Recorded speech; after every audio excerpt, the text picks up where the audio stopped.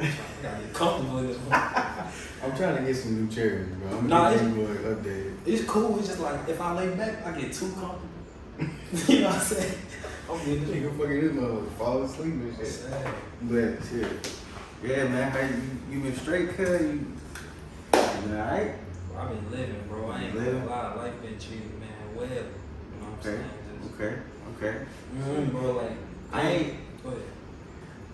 Go ahead. No, I was gonna say, like, after the pandemic and all that, but they made a crazy change in life, bro. Like, just all that, and even the Black Lives Matter, all that stuff that's been going on, all of that.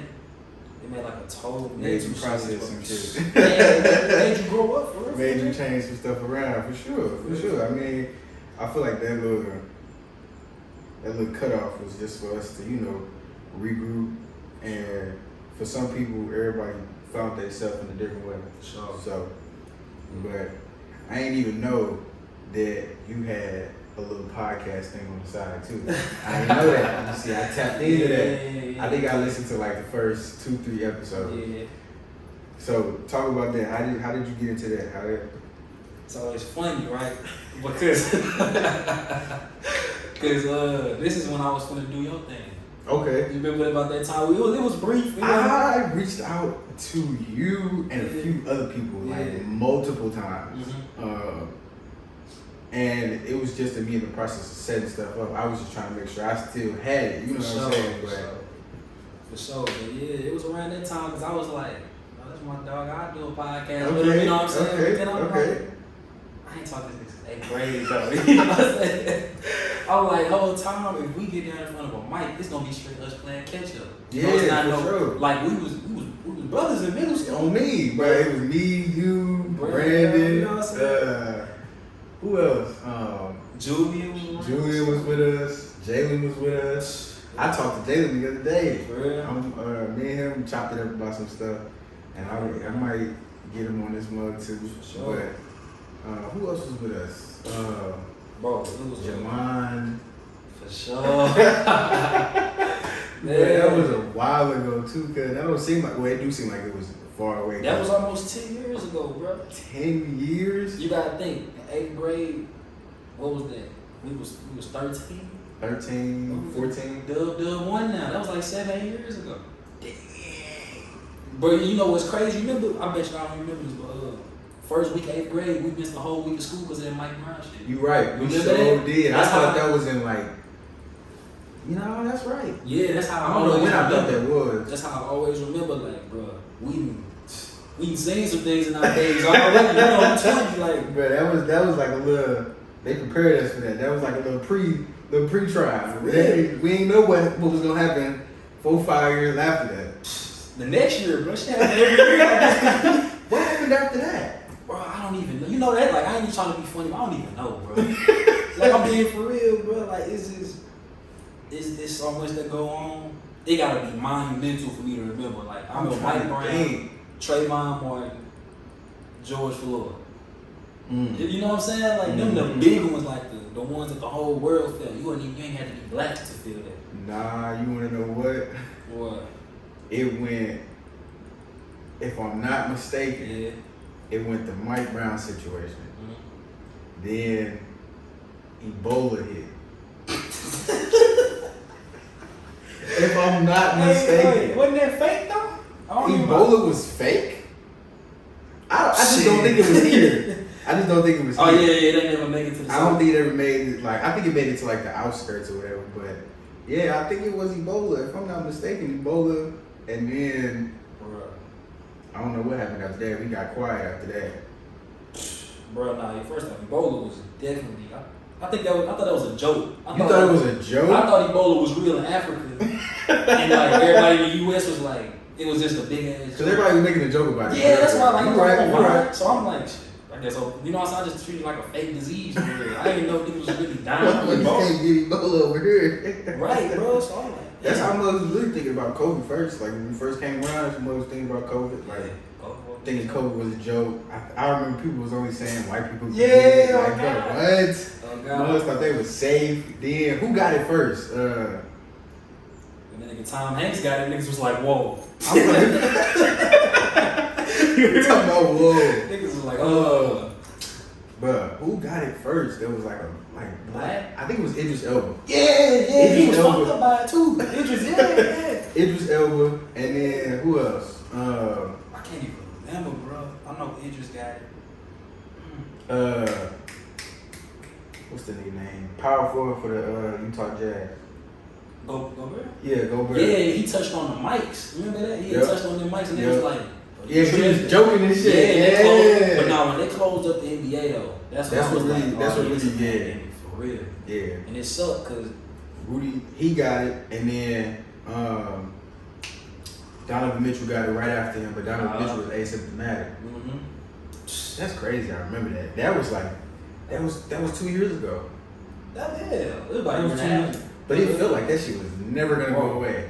And it didn't go away. Niggas still didn't go away. That's the crazy part, bro. But mugs really don't be caring about it no more for real. Because there be people coming up in there walking through there, they be like not wearing masks, anything like that. So and don't even be vaccinated. And I ain't like one of them pro-vax niggas or anti-vax and nothing like that. Listen, I'm just saying like my whole outlook on this little vaccination thing. For me, for real, personally, like nobody ever had to sit over here and make their meningitis vaccination a big thing. Nobody sit over here and had to make their flu vaccination a big thing. Nobody asked. But, and you can get sick from that stuff too. Exactly. But now all of a sudden, COVID vaccination has to be something that's vocal. Like I feel like it's personal information. Those are my shot records. Yeah. Like, only people that can get my shot records is my school and my mama. School administration. But nah, you know they requiring the police officers to have it now. For real? Yep. They requiring the police officers to have it, but they said 13 police officers didn't report, or 36 or 13 police officers. It was one of them numbers that didn't report their vaccinations to like their precinct or whatever. Yeah. But yeah, like that, I don't know how they're gonna play into everything though. Right. The problem with the vaccine is they charge too often niggas to get it. If that mug wasn't so like. What's going on back at the Bus family? If you guys are looking to find out more info about us or the show, or looking to shop some merchandise, you can check us out on our brand's website. There are different news articles, business endeavors, and opportunities for you guys as well to take advantage of also. You can sign up for our email subscriptions where you'll receive weekly newsletters about up and coming episodes that we're doing, different guests that we're having on the show, and you'll also receive discounts for our merchandise too as well. So get in tune with the movement and come check us out at www.ritc.shop/. Again, that's www.ritc.shop/, and I'll put the link in the description below.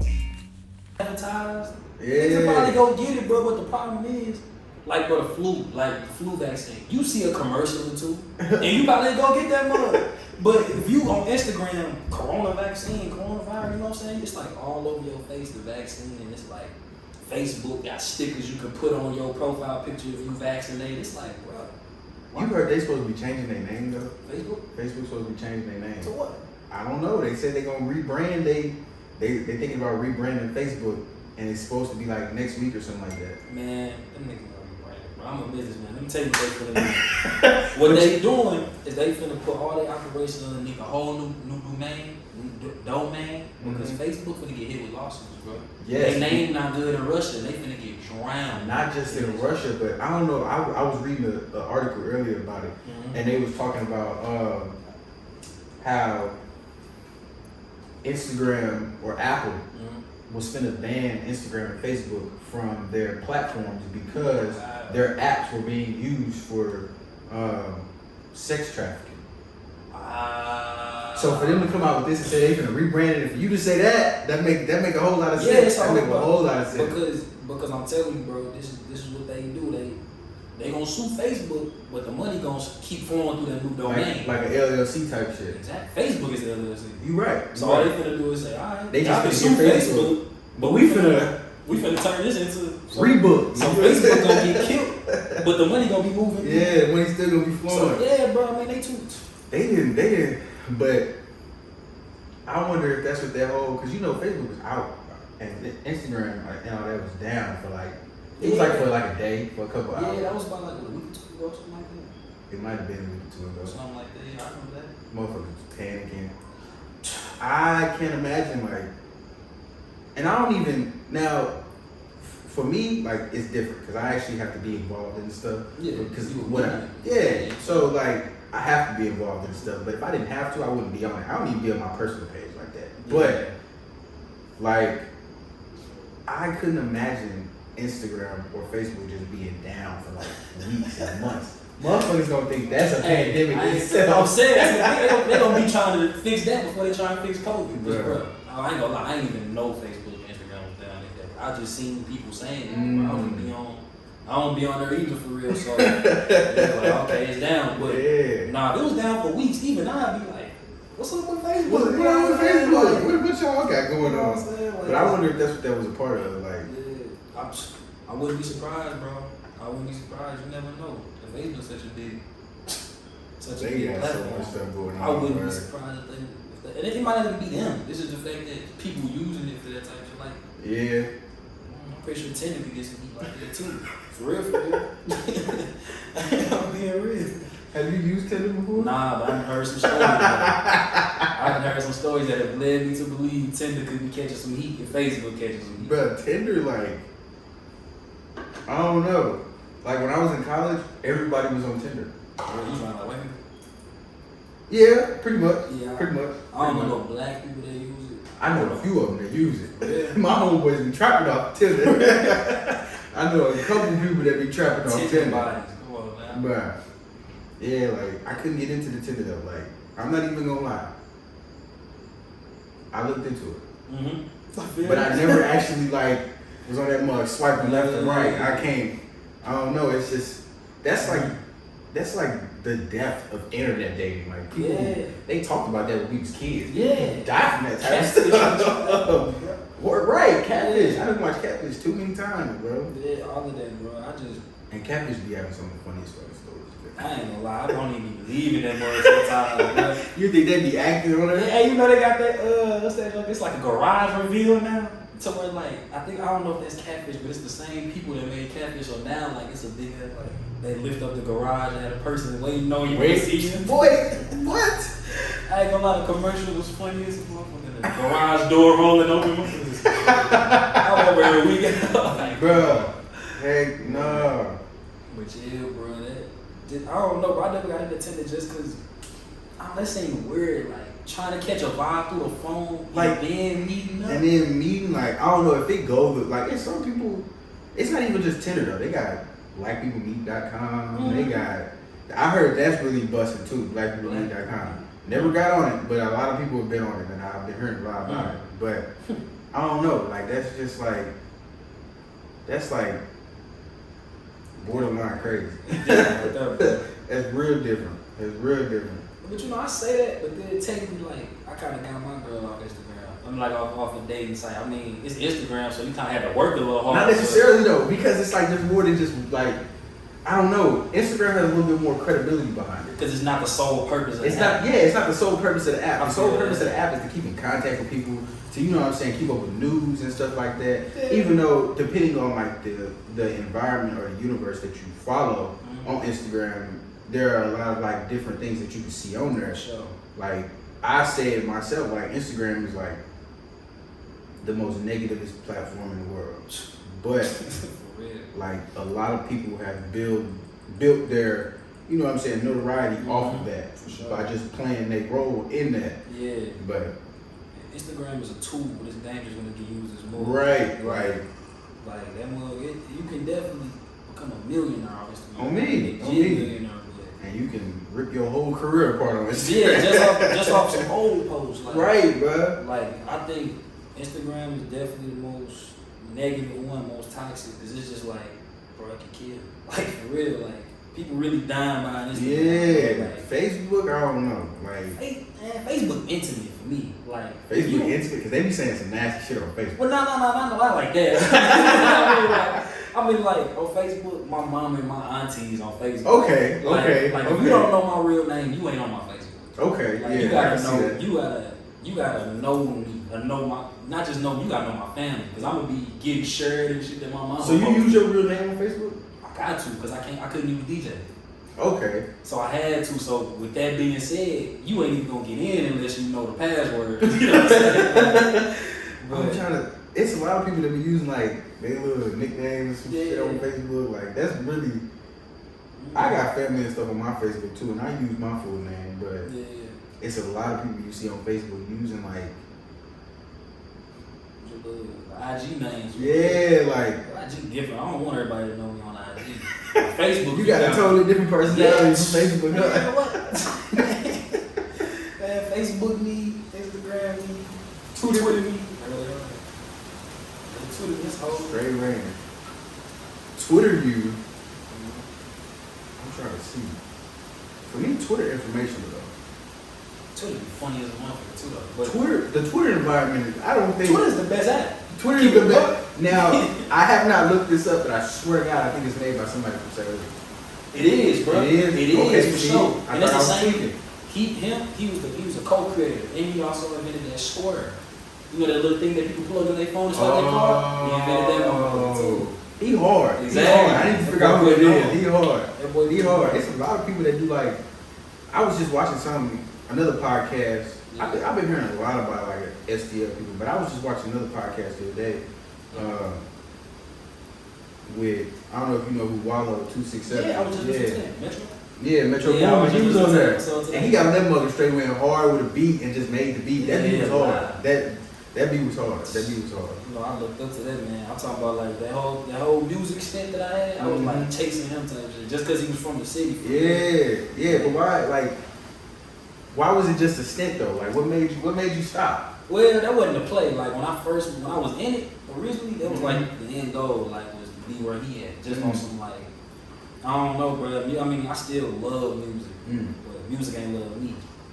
What you mean? Like, it was a grind for sure. Like everything else, I ain't expected it to be easy, but it was more so like, it got to the point where it was like, bro, what am I doing this for? Like, I ain't gonna say I quit on it, but I changed my headspace with it. Like at first, it was just fun. I just wanted to get good.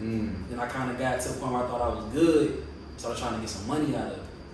I turned it into a business, and then when I turned it into a business, it started to be less fun. You get what I'm saying? Like, yeah, it's because that's really how people's like love for not just that, but like the sports is too as well. Yeah. Once it becomes a business, people stop, you know what I'm saying, loving it. And sure. I can most definitely relate to that because that's how it was with me when it came to football. Like once you got to that, once you're out of high school and it's like college level, there's money on the line. It ain't just it's not for you like directly, but it's like these coaches and stuff like that is relying on you to, you know what I'm saying, produce. So I don't know. It's football and it being a business. It's a dirty game though. It really is. But with the music aspect of it, I would have obviously when you going into that and you making anything into a business, you're gonna run into different problems and stuff like that. You're gonna run into different issues, you're gonna run into obstacles. That's just a part of the game. That's like a part of the territory. Yeah. I don't think you should stop.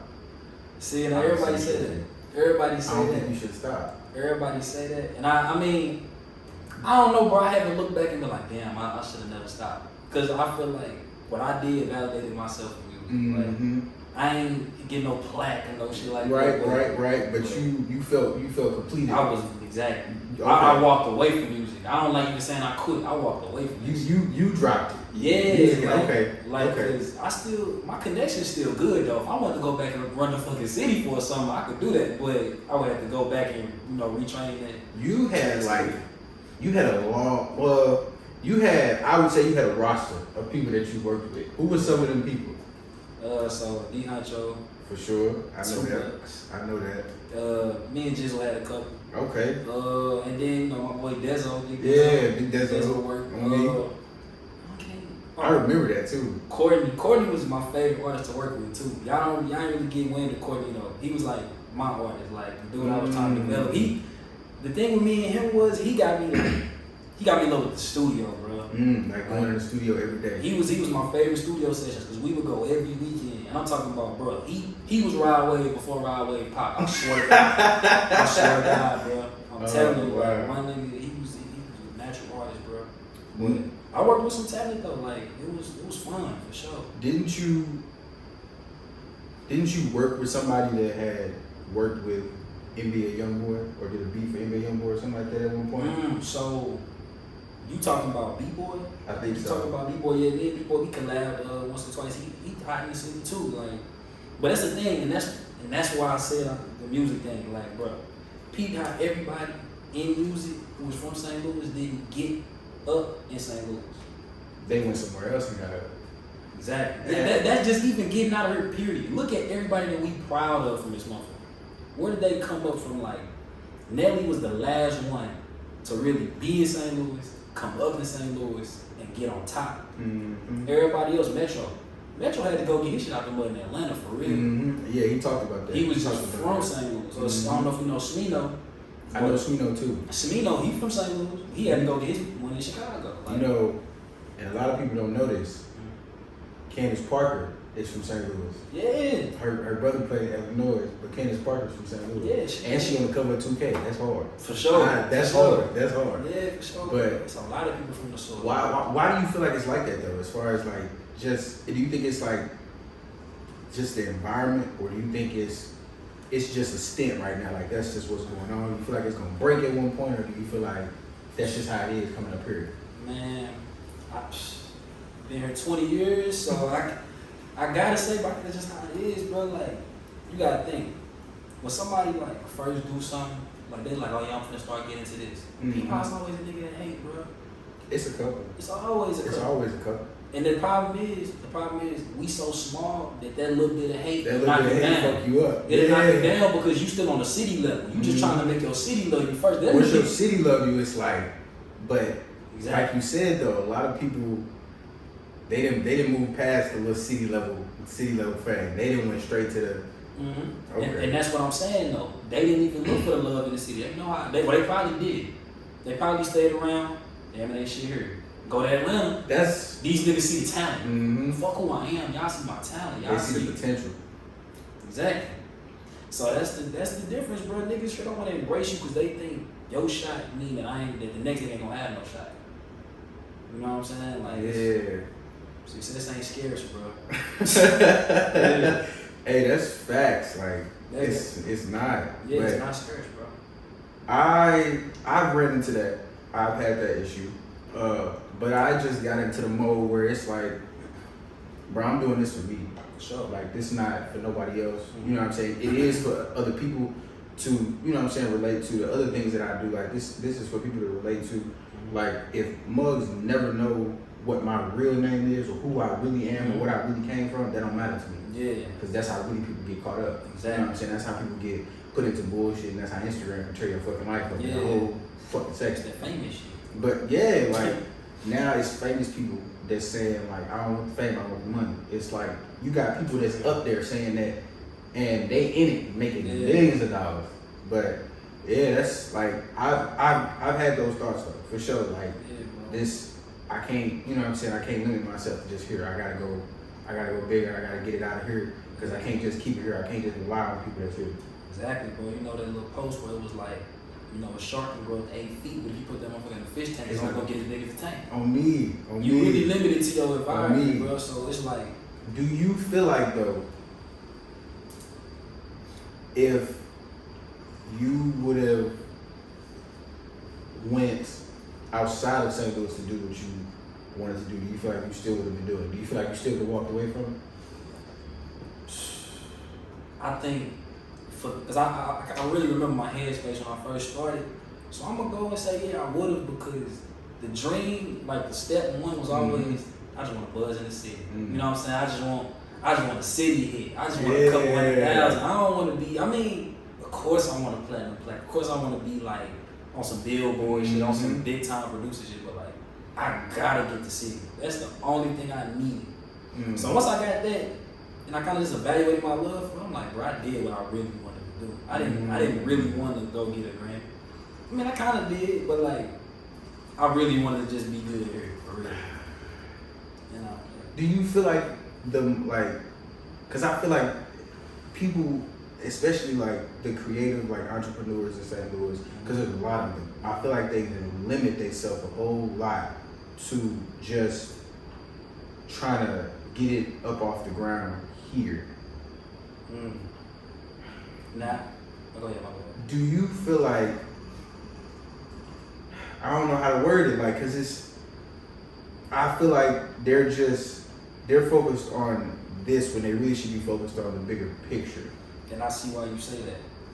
I see why you say that. Because the whole end goal is not to just like the whole goal from the beginning has always been, I want to make it out. Sure. Whether it was with sports, whether it was with school, whether it was with the music, whatever. Yeah. I want to make it out. I want to stay here. Mm-hmm. So why like limit yourself to what's here? Because you never know. You could start here and you could go somewhere else if people really fuck with you. Yeah. St. Louis is just a hard city because, like you said, it's the hustler city, but I feel like it's also probably in the top 5, one of the most hated cities in the world. Honestly and truthfully. It's gotta be. If it's worse than this, I'm terrified. I mean, for real. I'm terrified. Bro, for real. Because it's like, but no, back to answer your question, bro, like, I don't think it's limited. Because I was on the same shit. Like, for me, my thing ain't like, I'm going to stay here and get it. It was just more so like, I want to make sure that, like, I'm good in the city first. They know me before anybody else knows me. Bro, think about how many people got rich and we would consider fell off but still got money. It's because they city still fuck with. Like, it's a lot of people. I ain't gonna say a lot of people, but like, for instance, let's say rappers. Rappers in New York, if they good in New York, they always gonna be good. Because they city guys. Okay. You know what I'm saying? Like, it's certain niggas who city, they keeping them rich, bro. Okay.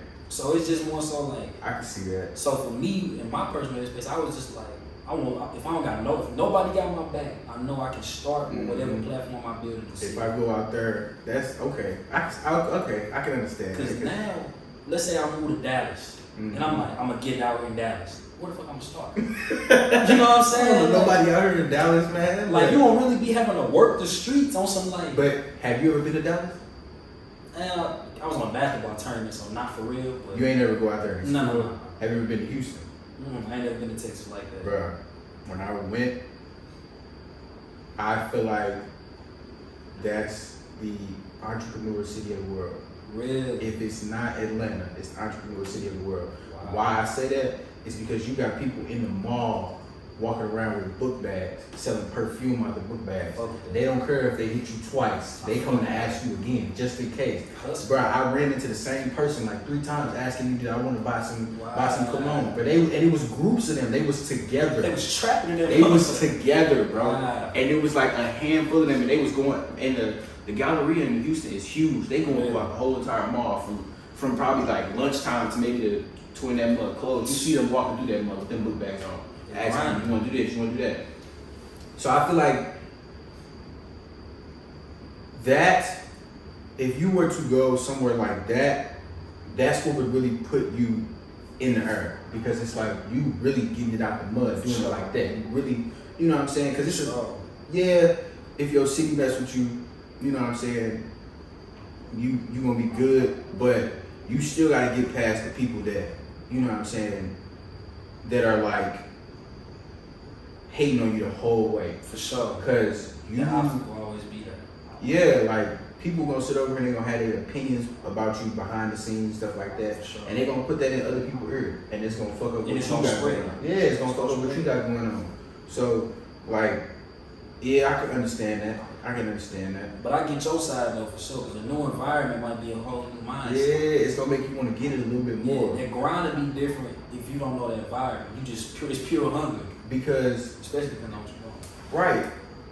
Now, and I'll never forget, I heard Nipsey say this, and I'm always quoting Nipsey, but that's my dude. He said, don't change your message, change your audience. That's a gem. Don't change your message, change your audience. Don't. I'm not gonna switch up what I'm saying, because what I'm saying is what I want to say. Maybe I just need to switch it who I'm talking to. Because a lot of people ain't, you know what I'm saying? You got a lot of people here in St. Louis that just here in St. Louis. They not, you know what I'm saying, doing nothing creative. They not doing nothing big. Mm-hmm. And I feel like that's really the problem. Everybody's not, like, everybody could do so much with, if they just, you know what I'm saying, actually apply their creativity. Right. Everybody taking the easy way out. Everybody just doing the easy, you know what I'm saying, get rich quick schemes instead of just trying to be creative and take time out to actually, you know what I'm saying, pour into stuff and actually enjoy that process of actually getting to what you want to get to. Exactly. If Muggs really sat over here and really buckled down and actually, you know what I'm saying, came together, that's one thing we really need to do is learn how to just come together. There's no unity in this world. It's none whatsoever, because we could really do some like straight creative shit. Yeah, like if motherfuckers really had that knowledge and they actually had the ability to bring, you know what I'm saying, people together. For sure. And that's the thing, like, we can, all we gotta do is change it. Right. We the youngest, bro. Like, we ain't babies, but bro, we at the age right now where whatever the fuck we do is the trend. Like, nah, real shit though. Like, bro, we should make it cool for like entrepreneurs. Like what you doing? I fuck with that because it's exposing me to like other people. Like, right, major. I do not cut her. I get my shit cut, but I fuck with what he doing because he a nigga that's my age and he cutting her. So now I see his hustle and that make me want to go harder at my shit. Right. But that's the thing. It's the mindset. The niggas like. But other niggas might say, like, fuck dude. You know right, bro. For what? He ain't better than me when I cut her. But that's what I'm saying. Shit, it's competitive. It don't gotta be competitive. And that's the problem. It don't gotta be competitive. But all we gotta do is make love cool. Right, bro. Right, all we gotta do is say, hey, I don't know that nigga, but bro, you doing your thing, I'm trying to get like you. Exactly. You doing your thing, I'm trying to come up like how you did. Exactly. Like, I don't even know that nigga, but hey, shout out to you, bro. Like you know what I'm saying? And that's what this is all about, bro. It's about giving people something to relate to. And just, you know what I'm saying, help me, help you, help us. Like, sure. I'm trying to help you. Like, that's my whole motive. That's my whole, you know what I'm saying, like, mantra behind this. Like, I'm trying to help you. It's going to help me, but you is, like, the whole main focus of what I'm trying to do. Like, I was sitting over here, and after because I'm always soaking in stuff. I'm always, you know, I'm like a sponge when I'm listening to stuff, especially when it comes to podcasts. That's really where I get all my knowledge from, reading and stuff like that. So like, I got a whole bunch of different like ideas that I want to do. Yeah. 100 of them. I just need people to, you know what I'm saying, buy in and understand that it's not me, you know, trying to get rich quick. It's not me trying to come up off motherfuckers. Yeah. I'm trying to, you gonna be the main, you know what I'm saying? Like, you gonna be the front page of everything when I do stuff. Like, that's why, like, when I had an idea, like one of my ideas that I've been trying to like get up off the ground a little bit, and what I've been doing a little research for, and I'm kind of iffy on if I want to like speak on it. But like, get the exclusive. I want to do like another STL based record label. Man, I've been thinking about that for years, bro. I want to do like another STL based record label, and like it's so many different artists and stuff like that in St. Louis, underground artists, from SoundCloud to the ones that we use DistroKid and putting their stuff on all the platforms. They just need a shot. They just need a shot, and it's so many different like events and venues and stuff like that, whether it be here in St. Louis or in other places that you could travel to. All motherfuckers need is just somebody that's believing them. Exactly. Honestly and truthfully. And that's what I was thinking about with that whole, like, with the whole idea of it. And it's like, I ain't even gonna be on no, now I've been doing my research, like I said, and I done got into like the nitty gritty of it, because that's really what I was focused on, like the like whole political aspect of it. Yeah. But the music industry. Yeah, like that's really what I'm trying to get into. So if you get another shot from another record label, I ain't even finna hold you. Go. That was the purpose. Yeah. That was the whole purpose. This shit just get you exposed. I just did this to help you. For sure. All I want you to do is just pay homage. For sure. Give it back. You know what I'm saying? But as far as if you get another label or if you get another deal off this, or you get another label off this, bro, go. Do you, cuz. We gonna be straight. This is where we supposed to be at. Man, I'm glad you just dropped that idea. But let me tell you what I think you should tweak, bro. Instead of making it a record label, make it a management company. This way, you ain't pigeonholing niggas to no contracts. You like, hey, look, I'm gonna just get you in these rooms. I'm gonna make sure you do a show a week. I'm I'm gonna shop you around to these labels. You can't fly to this. Hey, we got the money. We gonna fly you out here so you can perform for this label. We gonna get you a show at that label. That way, when it comes time for a bigger label to come get you, you're not fighting. You ain't no big more. Now it's just, are you gonna represent my artist? You take your small cut, and you can let that nigga fly. Because at that point, the label gonna do all the gritty work. You just trying to get them in front of people. Okay. You see what I'm saying? Like, you ain't gotta tie to. I see why you say a label though, but I think management would be a little more smooth on the paperwork side. Okay. Just as far as like, when somebody do want to come around and take your artist, they gonna do that for sure. But I'm not even, like I said, I'm not even worried about that because that's like me getting you. But I can understand why you saying doing management because it's less. I feel like starting to manage, like what you said, I feel like that'd be less because it's a lot that goes into starting a record label, especially. But it's not something that's not within the means of anybody. Like anybody can do it. That's really what. I'm not. This ain't something that I'm going to school for. It's not something that I'm. You know what I'm saying? Paying somebody to tell me. You know what I'm saying? This is stuff that I'm looking up on the internet, bro. All I gotta do is just be like research savvy and just be intrigued and curious about this stuff. Yeah, man, ain't that shit fine, bro? You just get lost in that loophole. Bro, I'm sitting here like last night. I'm playing 2K, got the headphone in, listening to the YouTube video of the podcast, talking about how to do this. I'm like, bet. I'm taking mental notes in my head, like bet. Soaking up game, bro. That's how you do it. But the more you learn, but the more dangerous you are, bro. Bro. For real, like. I seen it. It's a good idea. I invested in it, bro. Yeah, bro. I definitely come with some startup money. Once I actually get into like the flow of it, because I'm heavily thinking about it, and what you just said just made me want to switch it up, but.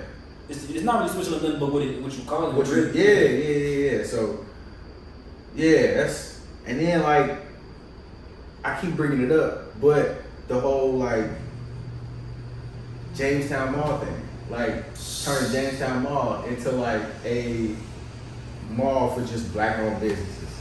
And you know what's crazy? They selling that, bro. I haven't looked into it though yet. Like, I'm sure it's expensive. Hell, it's expensive, but. There are a lot of different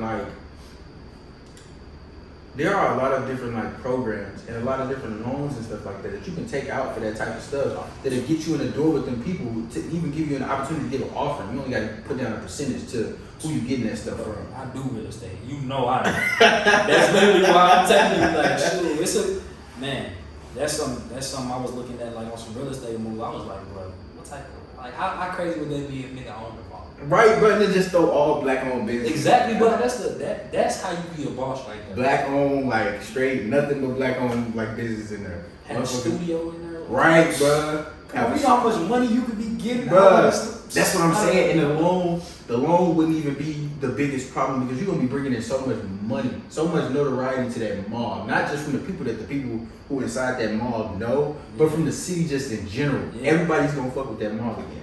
Because Jamestown Mall used to straight crack. And it's in the county. It's the only one that's like what, in Florissant or something? Yeah. Black people was in Florissant. That's right down the street. Yeah. And then the only other one besides that one is in the Mills, but you gotta go some ways to get out there. And the Mills closed. Right. So they turning that into that little Bradley Bill thing. I see that. Yeah. That's tough on his part though. Yeah, that is tough on his part. That's another individual that actually, you know what I'm saying, took action into the idea. But yeah, bro, like, speaking of Bradley Bill, we're gonna switch gears a little bit. Basketball season just started. Yesterday. Yeah. What's your teams looking like, man? Because I know you used to hoop, and you was a profound hooper too. So what's your teams looking like?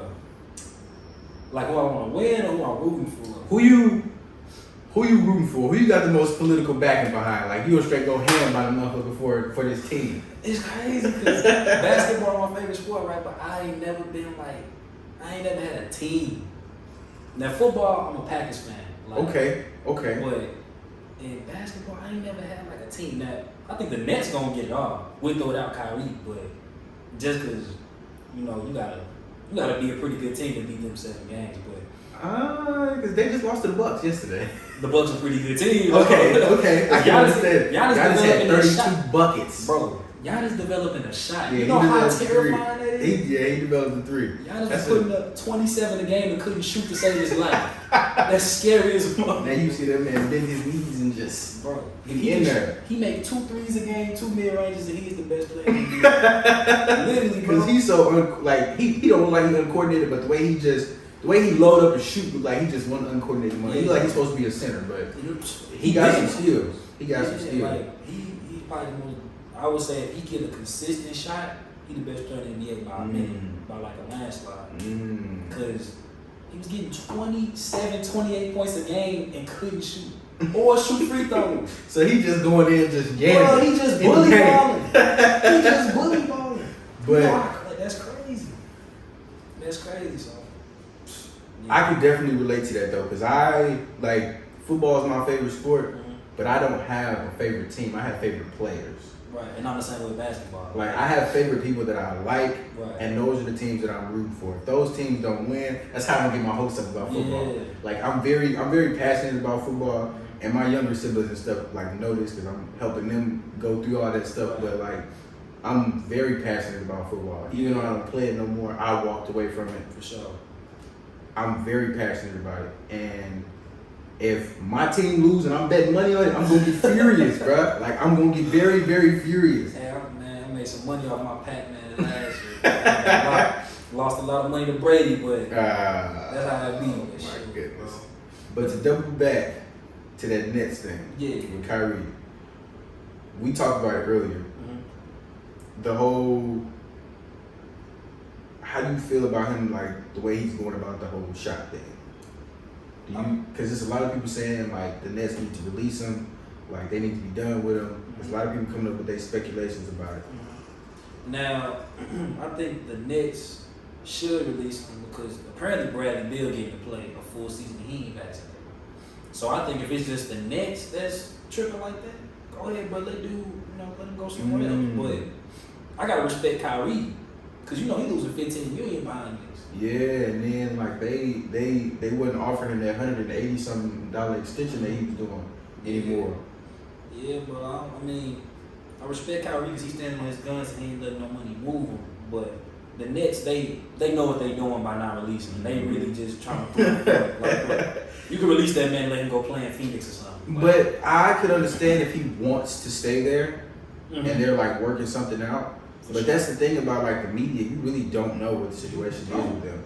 You just getting gossip, but it's getting plastered on these big credible credible sites. So gossip is now like speculation. Like, it's like it be the truth, damn near, like close to the truth. Yeah, but, like sources. Right. If it ain't Kyrie mama, don't tell me. I don't want to hear nothing if it didn't come from Kyrie's mouth. If you didn't hear them say it, I don't want to hear it. Yeah, bro. Like I don't know. I love sports, but that part. But usually they be right sometimes. They be right when it comes to like trades and stuff like that. So it's hard not to feed into it because it be credible. And they know what the hell they be doing though, because they be giving you little tad bits of information, but it be somewhat true. Then other times they reel you in with that. Well, we got this. You know what I'm saying? Right. Be credible, right? But like, here go the gossip. Here go the gossip. Yeah, I'm gonna throw this out there with you because I heard Stephen A. Smith say earlier that something about James Harden. James Harden won't leave now, but if he say he want to go play with the 76ers, then 76ers can keep Ben and trade Ben for James Harden. But I don't think Ben's enough for James Harden. James Harden, man. James Harden, I don't think the Nets will accept that. Just Ben. Ben Simmons is not leverage. You need to put Ben Simmons with like a draft pick or something. Like if we losing James Harden and getting Ben Simmons, that's a bad trade. Especially since he ain't really like, I don't know, I wasn't really a Ben Simmons fan. Like I never really watched him. I know he went to Mount Verde, but like and he was good there. Like he a good player, but his shot is a liability now. Like, but they said the same thing about old boy who was there. Light skinned dude. He played for he left the 76ers and I believe he went to the Mavericks or the Magic.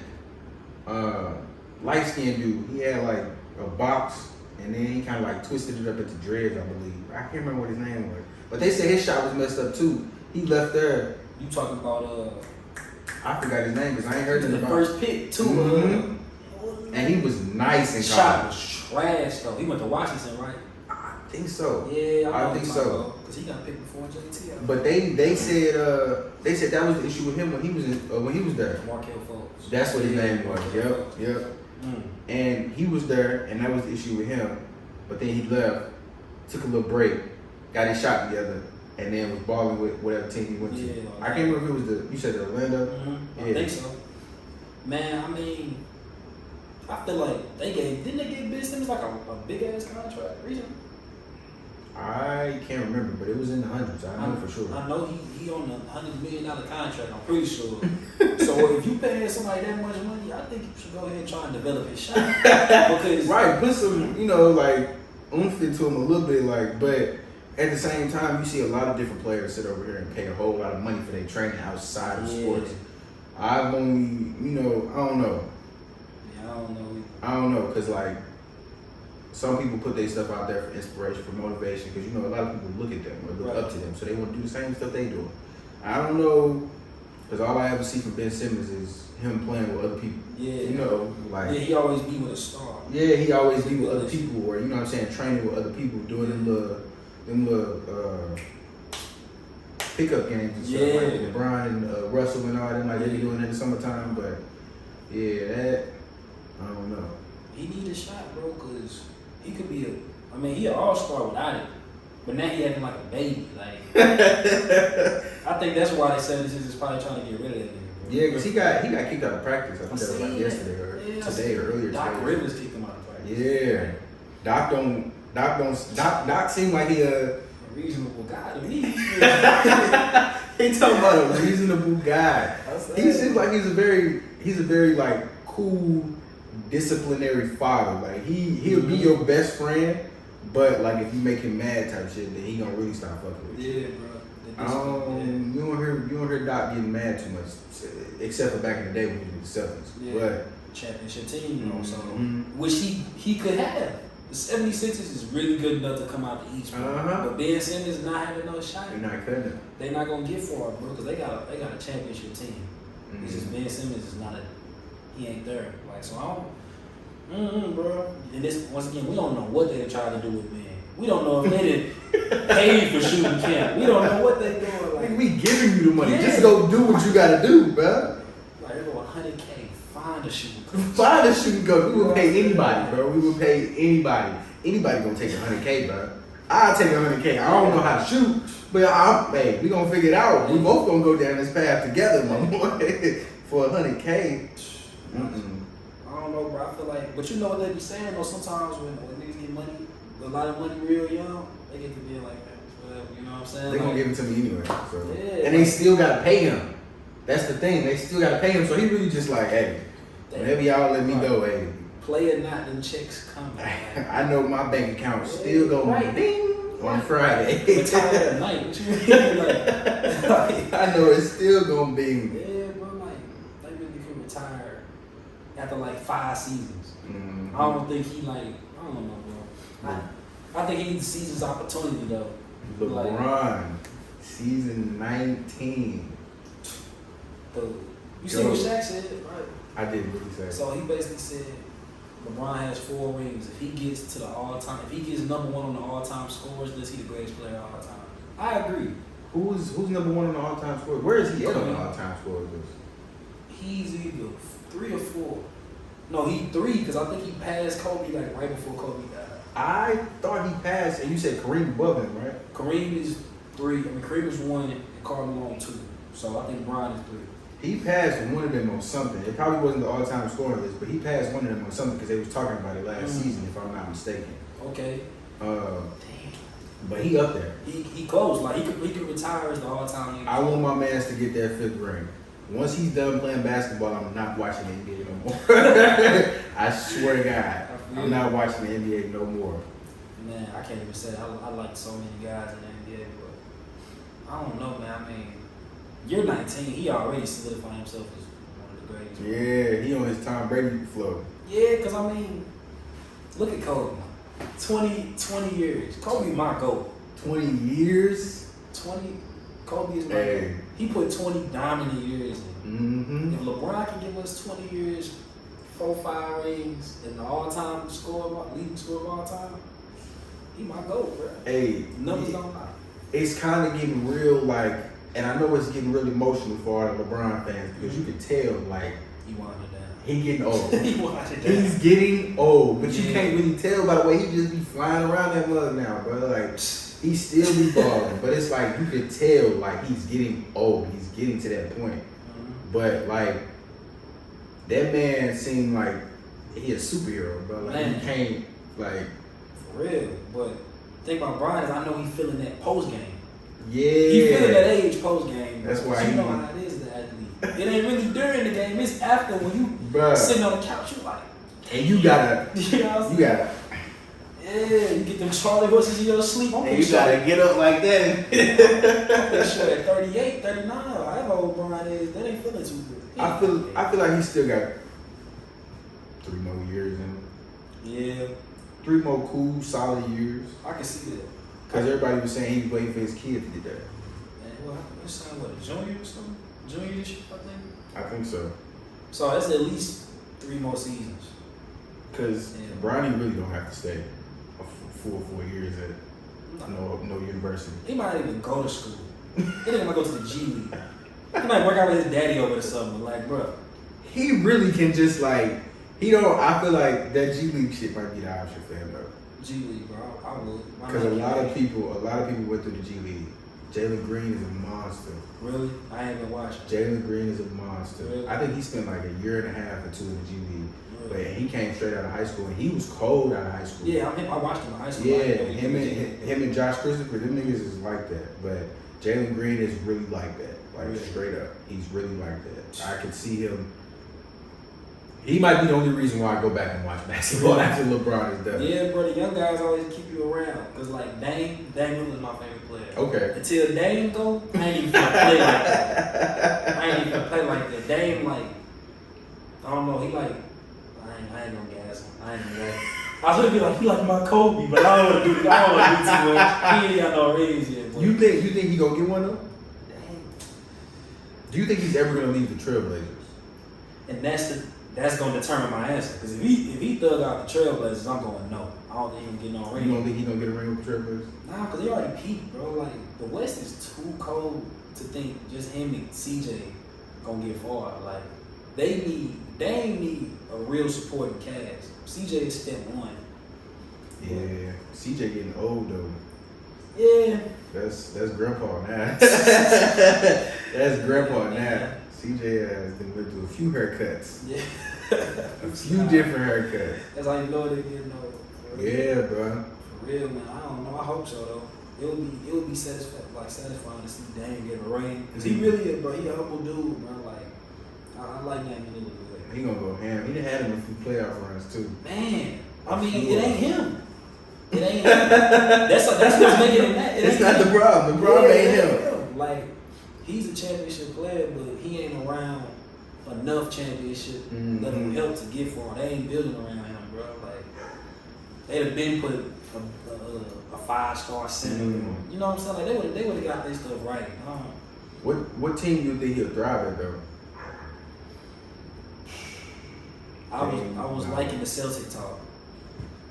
I was liking that Celtic talk. I think him, Jason Tatum, Jaylen Brown, Al Horford in the mix. That's Marcus Smart. Marcus Smart. I'm saying, like, bro, that's a nice gumbo right there. Like, seeing Dame in the green. I could see that. Like, when they was talking, they had them little conversations saying Dame Lillard to the Celtics. I was like, bro, that's dangerous.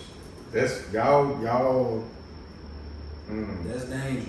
That's the team I'm rooting for. That's the Jason Tatum right. But yeah, he would have went there.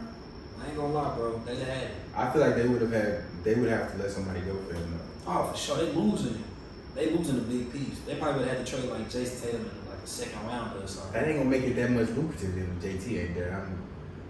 But you know how it is, bro. You gotta give up something big. If I'm the Celtics and I want Dame, JT is off limits. You can have everybody else but him. We need him. We're gonna build around him. 6 niggas before I give away. Because he really the star. Like, but that's the thing, a star for a star kind of hard. Because it's like you really take like the whole purpose of Dame really going to the Celtics would be for him to play with JT. Yeah. But if JT's gone, I don't even see JT really staying with Boston Celtics that long. You think he leave? I can see him in a Lakers jersey. That's just because I was thinking the same thing. I can see him in a Lakers jersey. After a while, I can see him in a Lakers jersey. It just like it fit. I see that too. It just like it fit. But I don't know. It's because of his game, bro. It's because of his game. Yeah, like I can't see him going down like Sacramento or the Wizards. I hope not. Or I really hope motherfucking Nuggets. I can't see him doing nothing like that. But like his game and where he's at now, coming up, like he's really starting to. I don't even. How long has he been in the league? This might be year 5, maybe. I don't even think this is year 5. Point is, he already up there. He got 50 points on this belt. Yeah, like, a few playoff runs. Yeah. Went against the King and them and took him down. He's right. His rookie season. Yeah. I mean, he dunked on Brian his rookie year. That was a goat. I forget where he's from. I don't see him staying with the Celtics for very much longer though if they don't win a ring. I just think the Celtics they gotta make a decision, bro. They gotta build around him. They have to. They gotta build around him for real. Like I'm talking about, like we finna invest in Jason Tatum. He need a guard. He need a killer. If they had, they get Bradley Beal, they'll look good on these. I want Kyrie to go back, honestly and truthfully. Kyrie can't play with nobody, bruh. Kyrie was nice with Jason though. I feel like. And now they were nice together, but they were a worse team. They was a better team without Kyrie. You right. Because they went all the way to the Eastern Conference Finals without Kyrie. Kyrie coming, they lose. Everybody goes to the conference finals without Kyrie. Everybody. Yeah, bro. Kyrie is like, he a star player. He ain't a team player. I don't even want to call him a diva because that's my dog, but he one of my favorites. Yeah. But he just I don't know. He's like I don't want to call him no cancer, man. You just can't win with Kyrie, bro. Brian couldn't win with Kyrie for real. He got one with Kyrie. Yeah, that nigga, he's an Ebola. For real. That nigga's an Ebola. From the inside. For real, man. Yeah. So jumping out of sports, and it was one other thing I wanted to pick your mind about. So, like, and we was talking about the media and stuff earlier, and like the different, how an environment can really like affect your outcome and how it can really bring you up. Now, I saw earlier, and I've been seeing a few times, that a lot of different like television shows and stuff and like cartoons are announcing these characters that we grew up on as coming out with their sexual orientation. Now, me personally, I don't believe that it matters. right.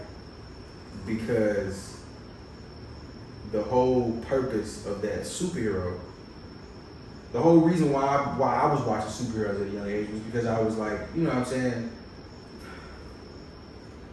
I liked what they stood for as far as what they did, and you know what I'm saying? It taught you good from bad. For sure. Like, I really didn't give a fuck about if Superman like girls. I ain't give a fuck about if he was clapping the buns. I didn't. Yeah, for sure.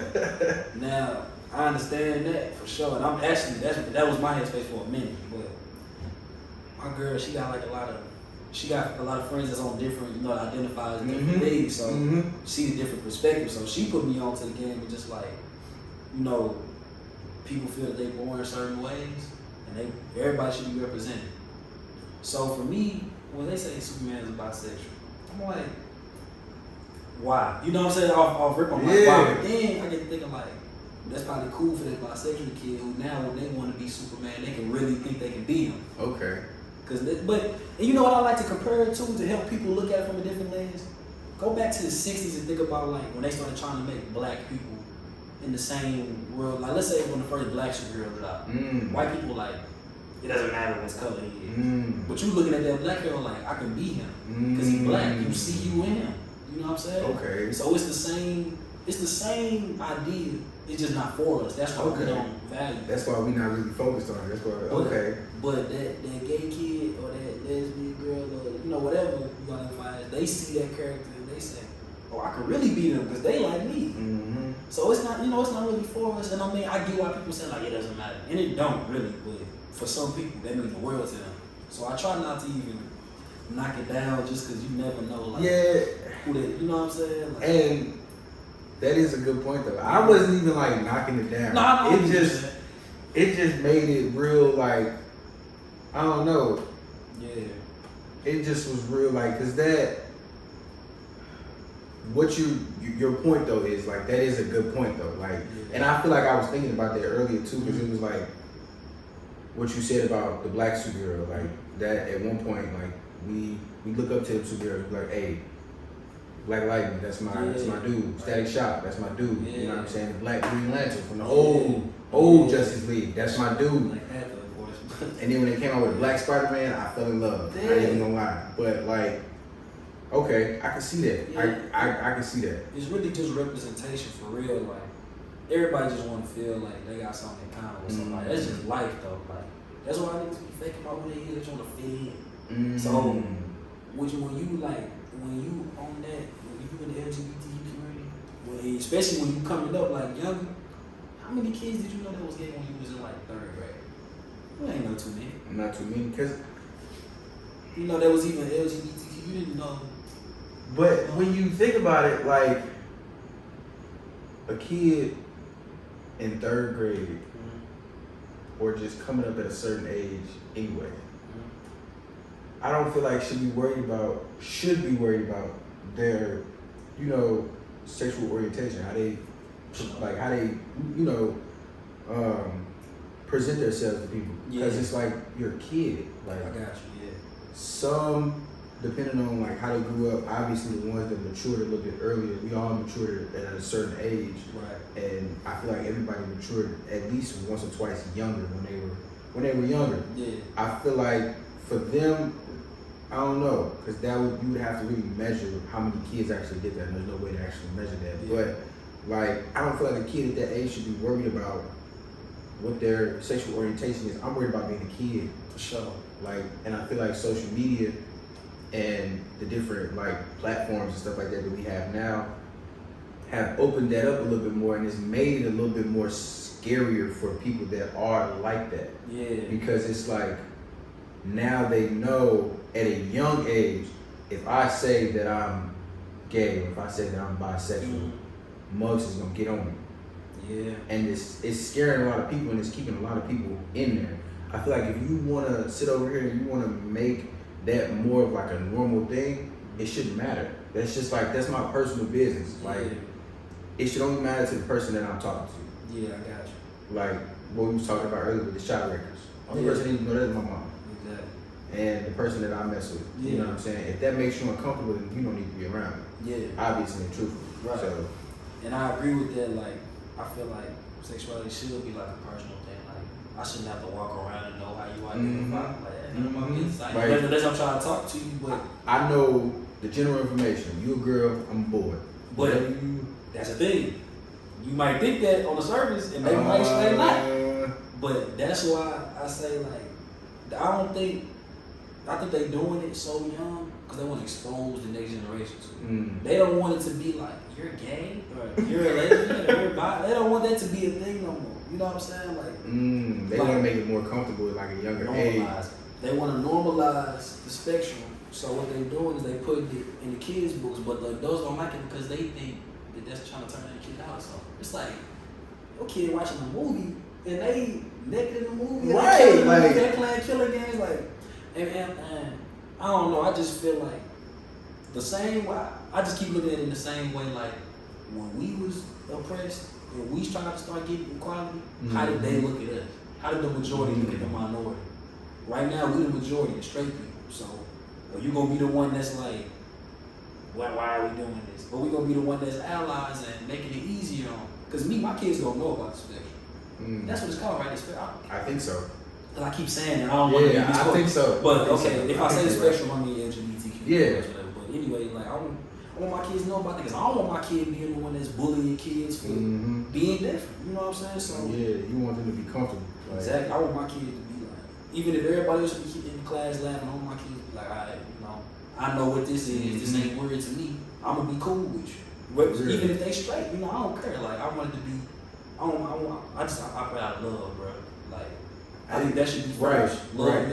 And that's I was just gonna say that. Like I ain't never really, you know what I'm saying? I ain't never really had an issue with the just the LGBTQ community in general. Yeah. Like if you cool people, you cool people. Yeah. Like we can sit over, we can chop it up all day. Like it don't matter to me. It really it's really for me just based off your energy, how you is as a person. Exactly. Because that's all that matters to me. Because that's the only thing I'm gonna remember about you when you go. Yeah. And the only thing you gonna remember about me when I go is that he was nice. Yeah. He was cool.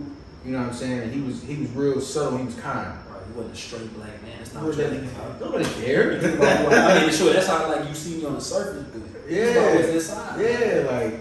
Like, and that's I think that's why I don't like when they put something like this, like Superman and stuff like that. It's just 'cause it's like don't make it such a big deal. And that's what I'm saying. Like I don't think that like we look up. We don't.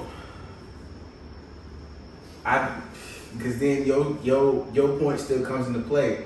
Because I was gonna say like I don't look at them for what they, you know what I'm saying, what they are. I look at them for what they stand for and what they've done. Right. But and you can look at it in athletics too. Like the only reason why I felt like I could get to the NFL or you know what I'm saying, get to the college level was because I saw other people that looked like me that could do that. Exactly. It's not hard no more. It used to be hard at one point, but now it's easier for me. And that's the point. It's the normalizing that you can be whatever you think you are or feel you are. And now that I say that, it's a relate type of standpoint for them too.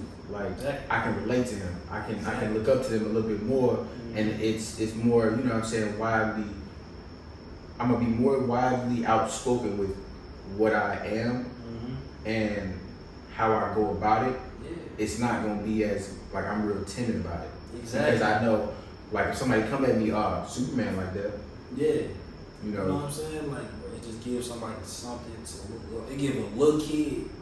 Might expose some kids to it. I mean, you know, everybody might not be hip what it is, but it's the fact of the matter that now you get to see that side, and it might not be for you, but for the kid that identify like that they see a hero. That ain't gotta look up because everybody that like was openly gay about it, grown like adults. You know what I'm saying? Like they not nobody for an 8-year-old to look up to. And the 8-year-old might know who they are at that young. You never know. So you think it's like, do you think it should be something that the parents should be evaluating? Like, because we sit over here, I know I do it. I give my little sister a tablet and tell her go about her business 24/7. For sure. Do you think that's like, if you don't want your kid looking at the type of stuff, do you think that's something that needs to be like parentally controlled? Yeah. See, that's a fine line too, because it's like, I feel like you gotta know what's going on at a certain age. I feel like you should know what's going on, but at the same time, I don't want to limit my kid though. You know what I'm saying? Like, well, it wouldn't even be so much as you limited them. It's just like certain stuff I feel like should be started at a certain age, because you're not gonna sit over there and talk about the birds and the bees with your 8-year-old kid. Oh, you mean like, oh. Yeah, that's what I'm saying. So like, I don't think like, I feel like if that's the case, because now I understand it from a different perspective. I feel like it's a lot of people complaining about that too. But now that you've explained it from a different perspective, it's like, okay, that's something we need to be cracking down on us as parents and you know what I'm saying, other parents, like parentally monitoring your kid, because your kid, you can sit over and you give your kid a tablet and be like, go on about your business, and they can scroll and see whatever they want to see. You know what I'm saying? And it's like, if you sit over and you push on Cocoa Melon, ain't no tell what's gonna pop up after that, because it's got its own little cue setup for it, based off of, especially if that kid watching it off your account. Right. Like they Google it, it ain't no secret that Google sit over here and watch us. Oh, for sure. What you think accepting cookies is? Motherfuckers accept cookies like a mug, accepting the cookies, and they basically saying, we gonna check what you do. Yeah, we finna everything you sit over here and look up, after you look that up, we're gonna put something else in there that's based off of like what you looked up in the past. That's exactly why, like, when you be on Champs or something on your Safari, and then you open up Instagram, and it's all Champs ads. I done ran into that because when I started doing the podcast stuff, they started posting all podcast equipment. I'm like, all right. Yeah, and it's hold up. And it's weird because it's like, if you take the creepiness out of it, it's dummy helpful for real. Yeah, it is. It's like you don't have to go search for that stuff. That's what I'm looking for. But at the same time, it's like, that was a whole different application. You know what I'm saying? How did you you accepted them cookies, so how did you get that information, buddy? You accepted them cookies, so I mean. Yeah, like. But now back to the kid, you know, I mean, I don't know, man, because you're right, anything can be exposed to a kid. But I mean, I think at a certain age, there should be some restrictions. Like, you should definitely, like, in that regard, you definitely should limit your kid, because you don't know what you can be exposed to, especially at a certain age, bro. Like, I mean, what, we had phones, like. I had a track phone. But still, I mean, I had a computer in my house, so I could have Googled anything. And eventually I did Google a lot of stuff. Shoot, I was a late bloomer, but shoot, Google, hey, I'm just saying. Google will tell you anything you want to know. Google will show you anything you want to see, is what I'm saying. Like, unless it's some conspiracy theory, they ain't gonna open up like Yeah. that. They'll tell you everything else. Yeah, like all that stuff, man. It's almost like you can't hide anything from a kid, so you can only control so much. I feel like in that, you would really have to be hands-on and involved with your kid. You have to be strict about it. Not necessarily strict, but like, you know, if you're a stay-at-home mom, or if you're somebody that, let's just say, for instance, let's use YouTubers, for example, vloggers and stuff like that. Y'all are at home 24/7, you work from home, right. You know what I'm saying? So those kids, you should be like, unless you're doing other stuff, which there's other stuff that's gonna happen, but this is just anybody, it's not just for the vloggers or YouTubers. If you're a stay-at-home parent and you like, you know what I'm saying, you work from home, whenever chance that you get, you should be like hands-on with your kids so that they don't get exposed. Everybody be shaming Drake for this, but when Drake said I wasn't hiding my kid from the world, I was hiding the world from my kid, that's real. That's real. That's facts. Because the world is terrible, especially for, I can only imagine what Drake world like. Drake. My world is hard. Drake world is like boss level hard, like.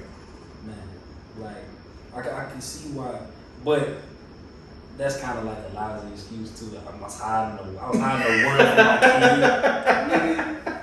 kid. Stop it. Come on, bro. Like, stop it. Come on, bro. Like I get the point, and it definitely was like I definitely understood the idea of hiding the world from your kid, bro. But you can't do that. You a big time. I mean, he's a big time like influencer, rapper, like rapper, right? mogul. Yeah. He talking about the rapper. For real. So you mess with Al. Oh, nah. But I mean, it did 600,000 first week. The numbers don't lie. I mean, I ain't gotta like it either. Yeah, I'm about to say I ain't like it, but shoot, it's gonna probably win a Grammy. Like it's gonna do everything he needs to do. So jumping into that, Yeah. as far as like the rappers and stuff that you listen to, because we said that you like Metro Boomin was your inspiration. As far as like, did you ever base when you were in it? Did you ever base like your beats and stuff like that based off of like different rappers that you? See, I tried that, but it didn't work out because I always felt like I was biting. Like I always felt like I was like trying to be this, because me, I knew the producers of songs. So like, if I did something that sounded like this, I'm trying to be Metro. Like, you know, and I ain't want to. I looked up to him. I ain't want to be him. I wanted to have my own sauce. So like, when it came to that, I kind of just like, I'm gonna just make what's in me. And that's gonna be my sound. I'm gonna have people saying I want to make a DJ type. You know what I'm saying? Like, I want to really be my own brand. But my thing with that is though, like, you know Metro Boomin, you know Zaytoven, you know who else? Who's another well-known producer? Southside. Southside. Chop Squad DJs. Yep, you know them. But the kids 10 years from now ain't gonna know them. They gonna know DJ. Oh, I know DJ produced that. Like, so would've. So jumping into like, Because you talk about the real estate stuff. A lot of people are scared of the real estate area. It's a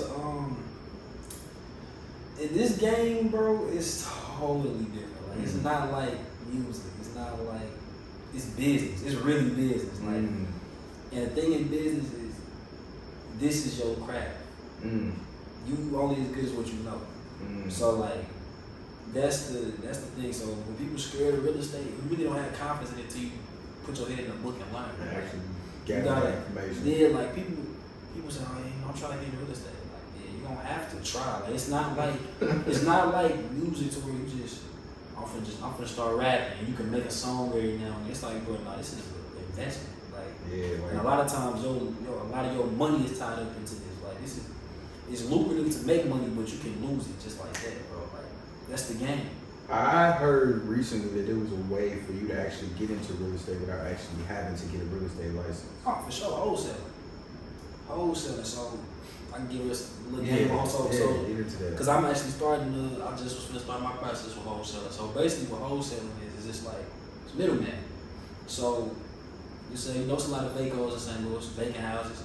So you just drive around, you see a house, and you're like, okay, this looks like a good property. It might be a great neighborhood, but the house look empty, you know, high grass, you know, maybe siding, you know. The trap spots. Yeah, you know, well, it can just be vacant houses on like decent areas. Yeah.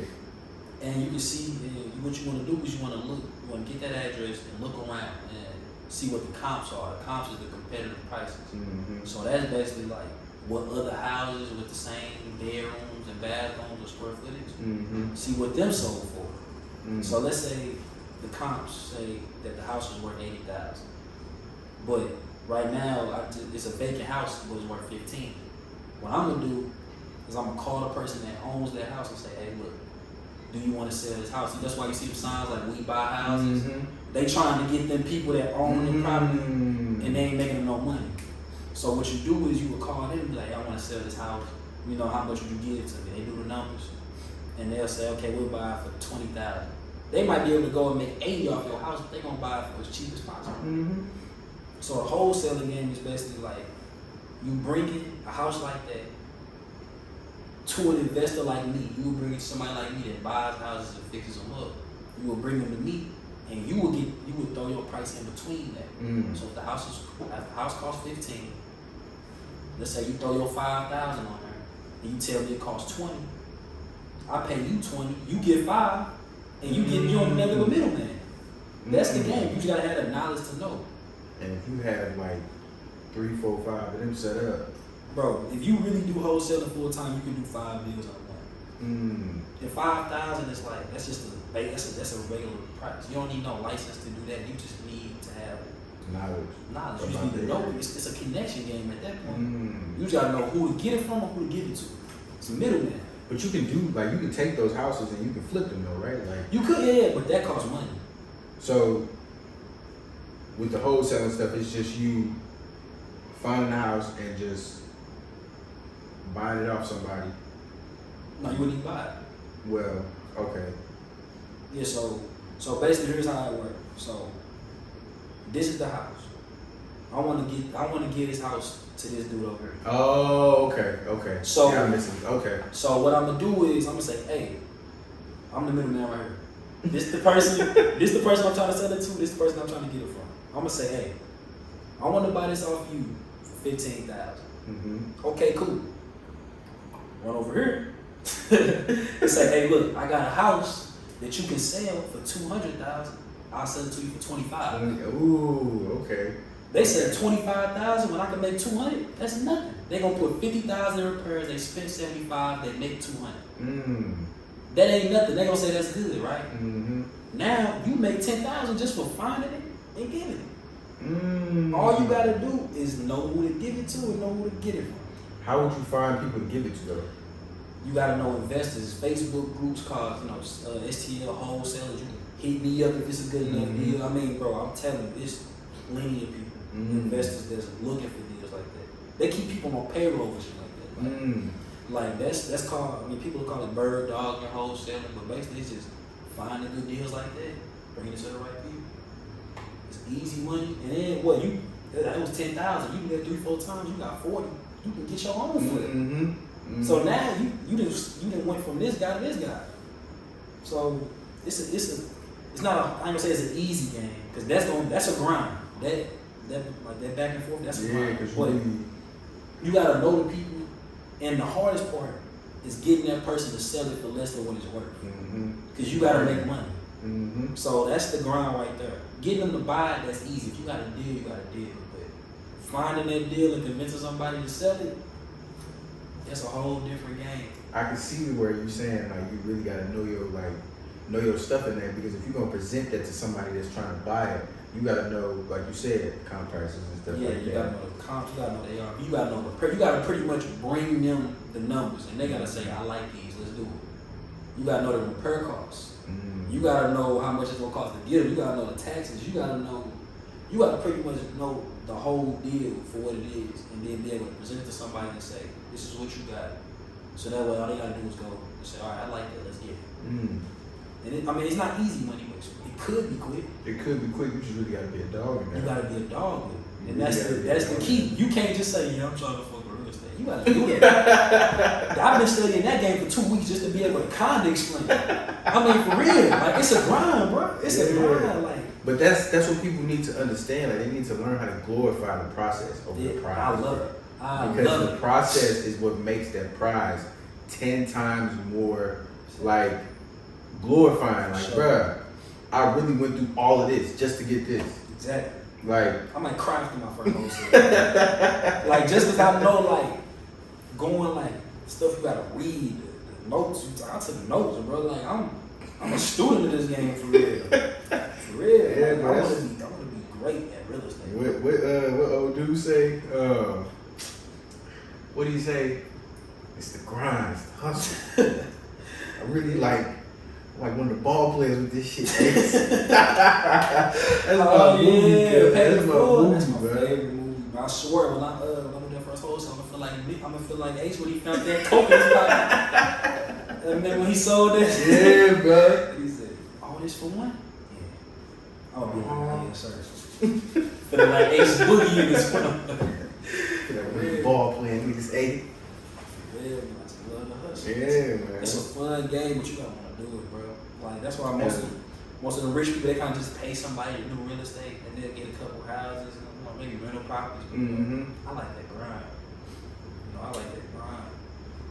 Really, that's what I'm saying though. Like what I was saying earlier, this not stuff that you know what I'm saying, like, that you gotta go to school for. It's stuff you can look up. Because I'm pretty sure that's the same thing you did. That's exactly what I did. You looked YouTube up. University, bro. Right, bro. YouTube University, that's where you, hey, I ain't never heard of it before. For sure. Like, yeah, but because that's exactly what I go to get all my information from. It's out there. That's why when people say, like, that's why, like, I don't know, it just kind of throw me off. People like, bro, I don't know what to do. But, like, I like so lost and so helpless. It's like, bro, if this was the 70s, that's a fair thing to say. Right. But, bro, all you gotta Google is how to make money. Mm-hmm. You know how many streams of income it is, like, that you can, bro, there's no way that, like, anybody should be broke unless you, like, you just lazy. Yeah, I mean, you could be broke by, you can run into some issues. I'm about to say, you can fall off, but broken and not having money is good. Broke is a mindset. I ain't gonna get that one. Whoa. Broke is a mindset. Broke is lazy. Yeah. Lazy is a mindset. You got me.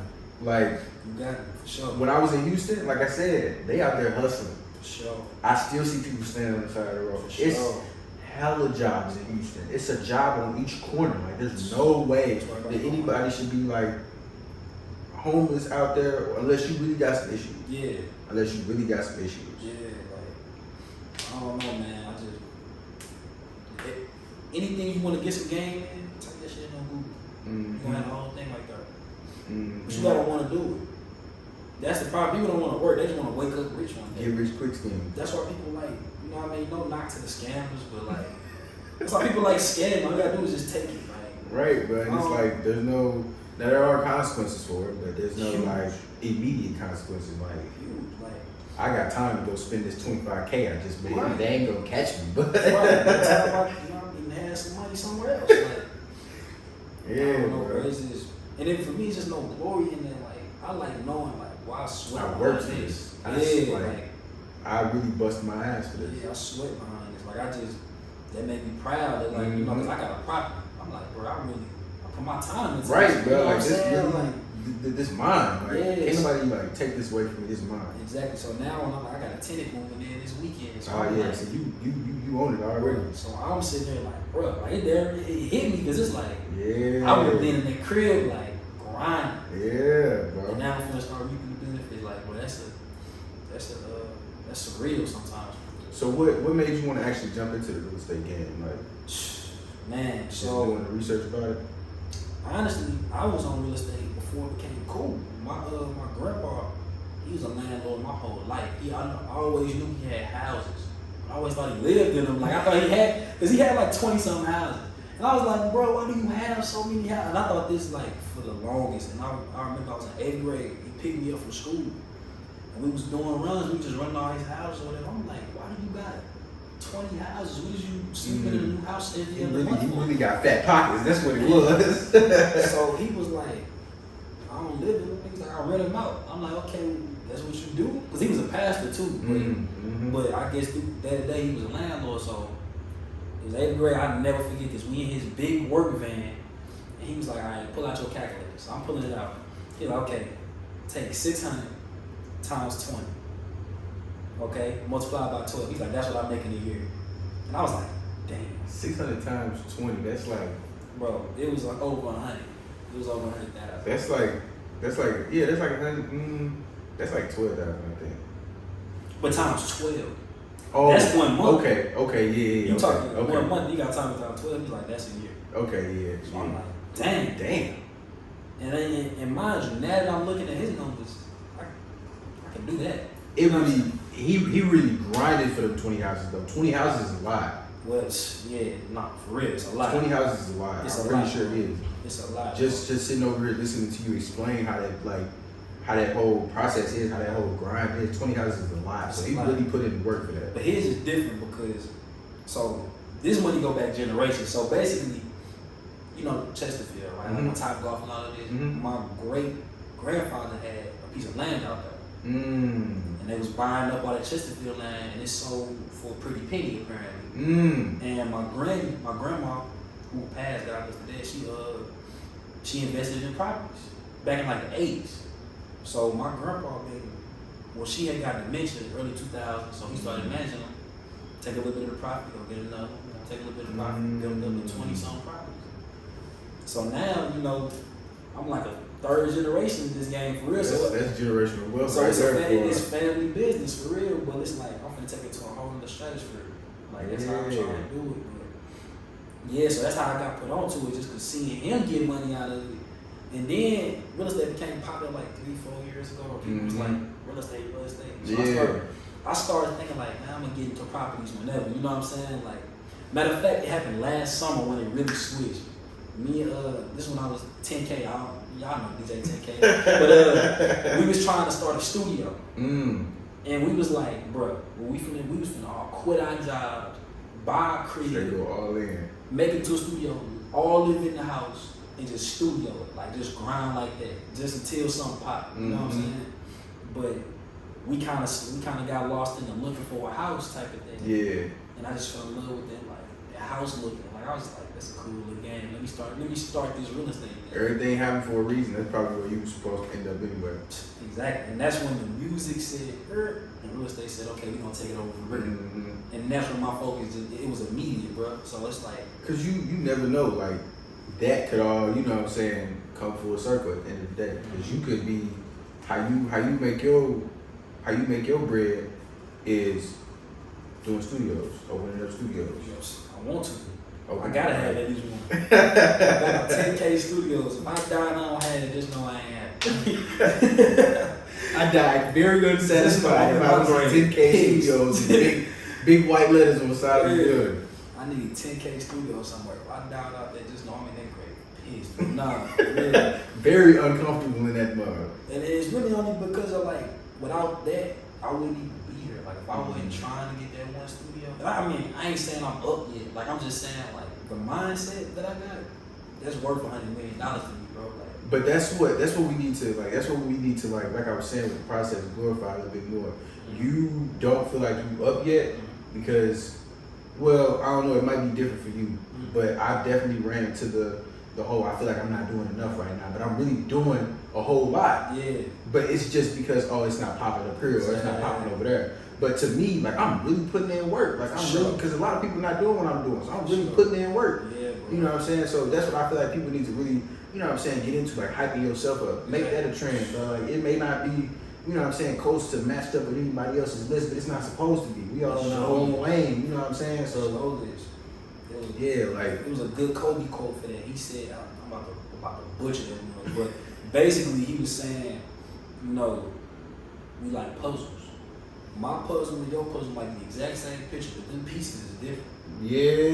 You gotta, so you trying to copy how I put mine together, but you working with a whole different. You working with a whole different. You know what I'm saying? So that's how I'm looking at it. It's like, bro, keep that tunnel vision locked in and focus on your goals, cause the next man goes ain't gonna do nothing but distract you. The next woman goes, you know, like ain't gonna do nothing but distract you. So yeah, bro. So that's how I've been treating that. Just going in, locking in. Cause it's been hard, bro. Like I'm my biggest critic. Yeah, you got to be. You really do. But it's almost like internally almost not even good. It's like you ain't doing enough. You slacking. You take a day off. Why you ain't grinding? You know what I'm saying? Why you ain't up? What you doing? Like why you ain't working? It's like that. It's like that commercial. You sitting on the couch watching TV. Life's passing you by. You say it over and over again. Then I'll go to school this day. I'll go to school the next day. No, do it right now. That Yeah. But that mug used to come on TV late at night. Dummy late. You didn't even go to bed. You seen that? You just sitting there just watching it. What you doing, man?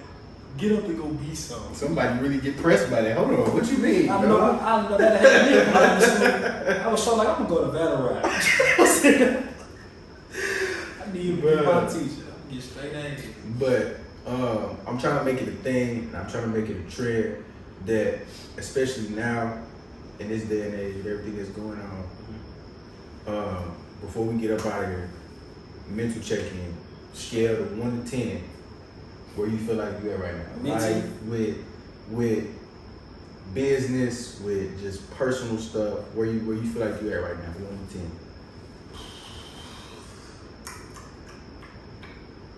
That's hard because I got so many things to consider. It's like if I'm going by business, it's like an 8, 9.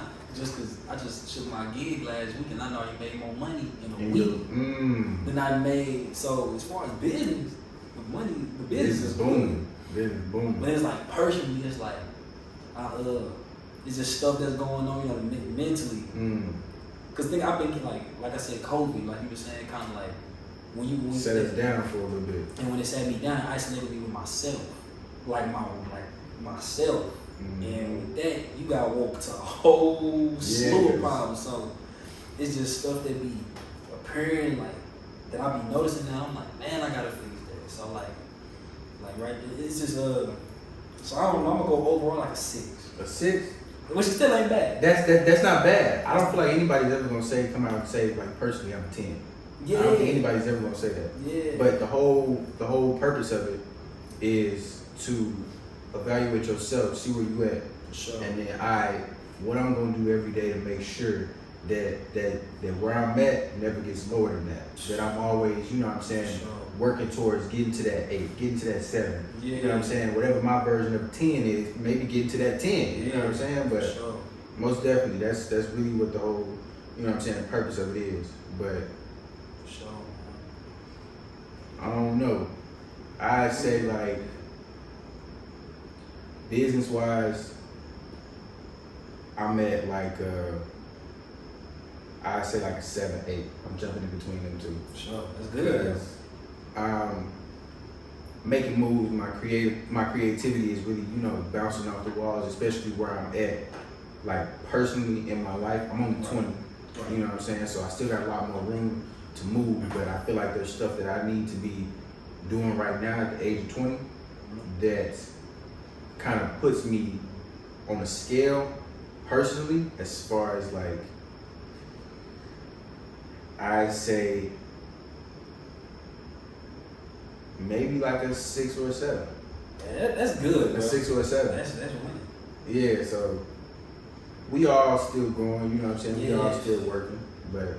And that's the thing, man, like, I just want my life to be good now. That's the problem that I keep facing. Is I'm like, that's the problem that everybody's running into. I gotta sit back sometimes and be like, bro, you 20. You gotta got so many more bumps on the head. Like, I was talking to my barber today, he 35. He was talking, he's like, bro, he's like, you got your head on straight, but you still 20. You going for the 20.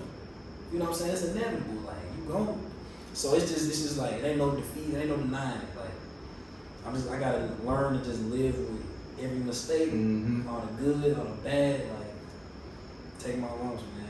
And that's what my pops had told me too. He was like, you're young, you know what I'm saying? Like you were saying, you're gonna bump your head a few more times. The only person that needs to accept that, the only person that needs to be mindful of that is you. Exactly. The only person that needs to be able to live with those decisions is you. At the end of the day, you're the only person that's going to be thinking about that type of stuff. You're the only person that's going to, you know what I'm saying, operate that type of way. Is you just need to be able to accept your mistakes and learn from them. Not make the same ones, you know.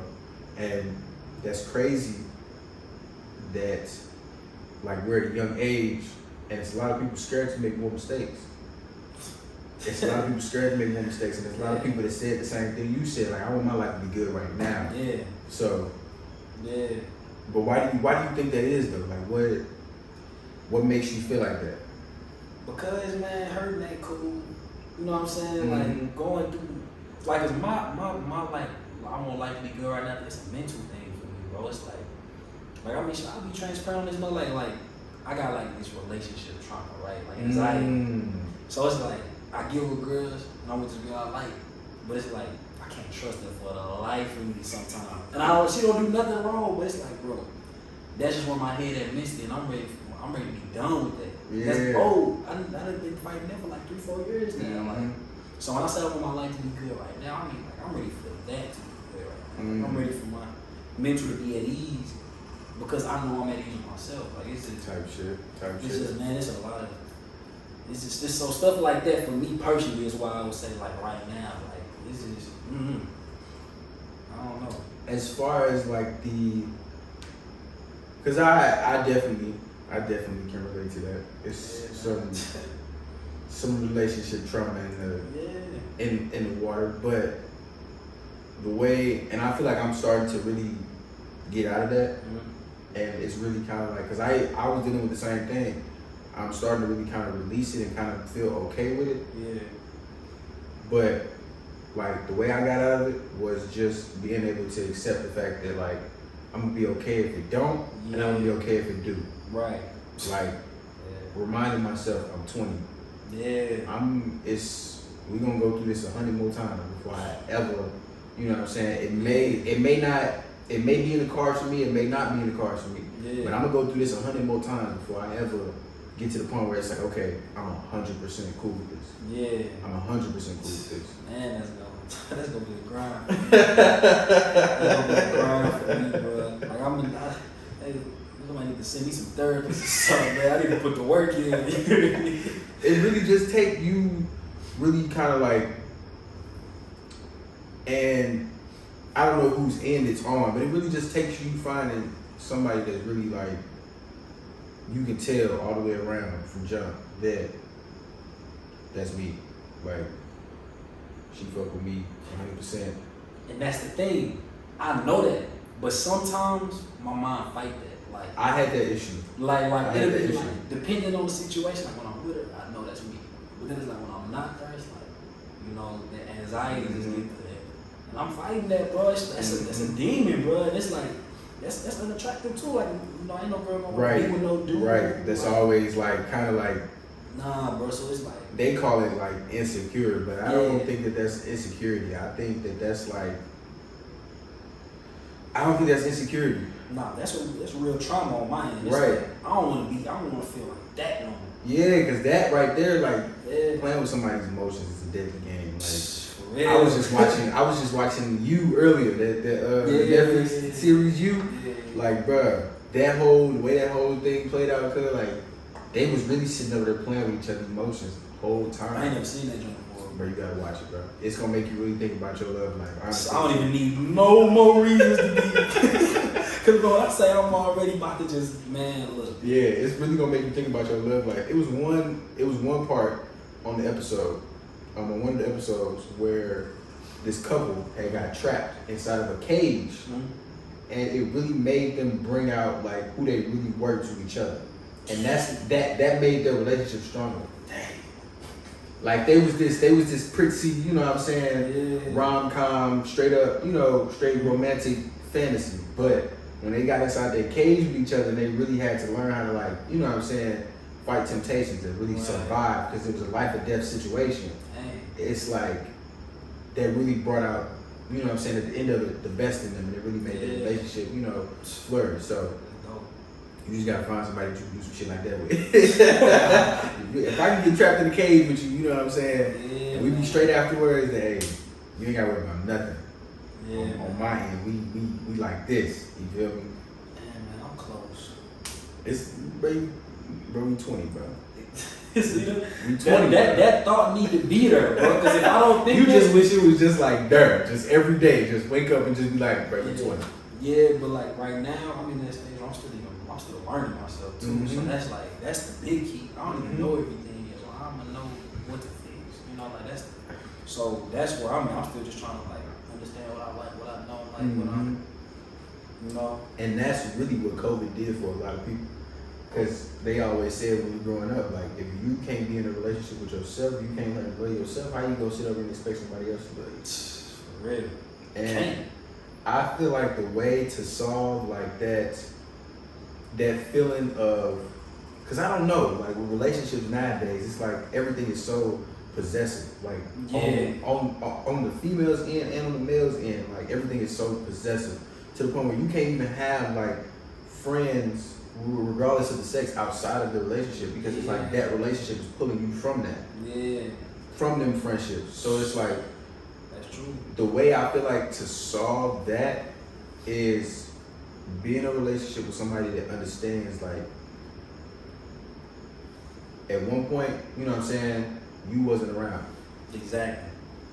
I have people outside of this relationship that I communicate with, that I talk with, that I kick with, you know what I'm saying? And I feel like you need to have like them type of friendships and stuff like that outside of the relationship, because that's what's gonna make it normal. Because I'm not even gonna lie, unless I'm married to you, I don't want to be around you every day. Nah, I mean, I'm not that dude at all. And even me, I ain't even gotta be around my friends and all that. I like being by myself. Right. I like solitude. Like if we can, you know what I'm saying, we can talk every day. Yeah. No problem. You gonna talk every day. You gonna hear from me. But I just need like them 30 minutes to an hour, if not 5. To just be, you know what I'm saying, Tehran for a second. Like, damn. Dang, it's crazy, because I bring up my boy back again. We was talking, he was like, yeah, bro, you can make sure you making time for you. Mm-hmm. He was like, especially when you, like, I'm telling you, bro. Yeah, I'm telling you, bro. When he was an interesting come, I'm at it. But yeah, Target. He was saying, they got some heat. Yeah, they got some heat there. But yeah, he was just saying, like, we gotta make time for you, because, you know what I'm saying, like, especially an entrepreneur, because you doing what you want to do. So you'll be obsessed in your, working in your dream for however long. Right. You need to make sure you pull yourself out of there and say you do nothing. He's like, make sure you have some fun. Right. You know what I'm saying? He's like, make sure you unwind and not do nothing. He's like, even if because I told him, like, my girl, I chill around with my girl. He's like, nah. You need to have time to yourself. Like, straight just kick it with DJay. Just be you and DJay all day. Yeah, even my girl told me that she was like, yeah, you by yourself. Yeah, like, bro. I don't mind. She was like, 'cause I want you to be good. Right. So, like, and having a female like that, I'm telling you, girl. That's why I'm sounding to go talk to this therapist, because, bro, having a female like that it does wonders. Yeah. Like, cause I ain't like just I don't wanna I don't know, but like for real, like having a female like that, bro, is beautiful, because it's like they just want to see you be you. You know what I'm saying? They just want to see you win. They just want to see you, you know what I'm saying, be the best version of you. Sure. And that right there is really what all you need, especially being a man in society today. All you need is somebody to believe in you. All you need is somebody to care Man, about you you. set. If somebody cares about you, if somebody believes in you, but you set. There's no like.